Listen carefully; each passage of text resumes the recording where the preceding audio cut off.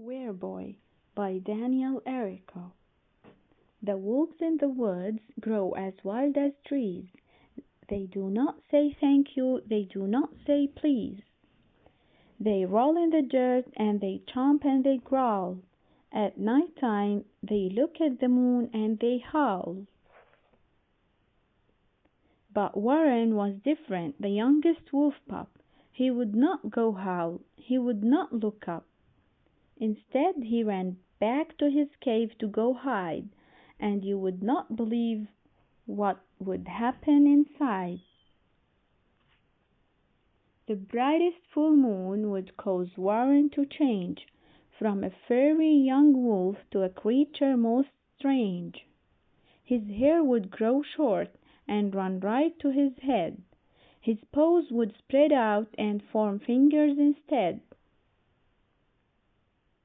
His snout would shrink down to a small little knob, while his ears became small, like a 1-day-old cub. His teeth would unsharpen like pieces of corn, and always somehow there were claws to be worn. He'd stand on 2 legs and start walking around, and on his behind not a tail to be found. His parents were shocked when they saw him transform. It certainly wolfenly wasn't the norm. Warren became a polite, quiet joy, for Warren, you see, was a dreaded wereboy. He'd only eat sandwiches without the crust. He didn't talk back, he preferred earning trust. They scratched at their heads when he cleaned up the cave. It wasn't how wolves had been taught to behave. His bedtime, he found, was just one tad too late, so he marched off to sleep without any debate. Instead of the floor, he would sleep on a bed, leaves for a blanket and straw for his head. By morning he'd be a young wolf pup again.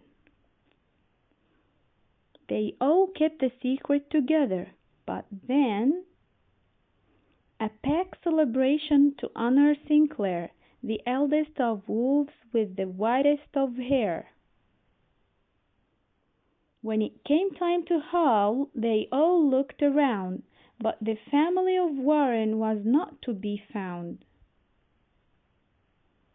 They came to the cave and asked why they had hid, and that's when they saw him, a kid.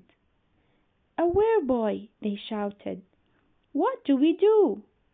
"Don't get too closer or then you'll catch it too."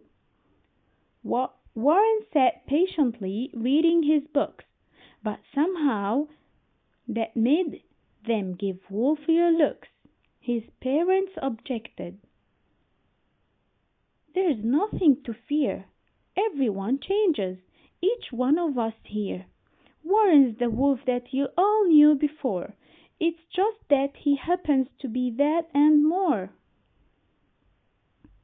Sinclair stepped ahead with his scraggly knees. "Excuse me," he creaked with a cough and wheeze. "I have just the test, and we'll know the truth soon. All wolves, be they true, howl up at the moon." So the pack gathered round and they brought him outside, and Warren did something he hadn't yet tried.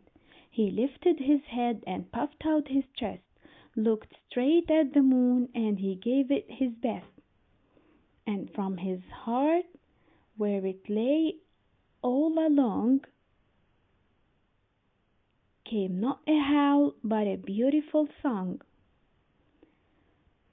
Soon, one by one, all the wolves sat to listen, until morning dew on the grass came to glisten. His parents, Sinclair, and the wolves from his pack watched the sun changes him from wereboy to back, and they saw him this time as they had not before, a wolf and a boy, and forever much more.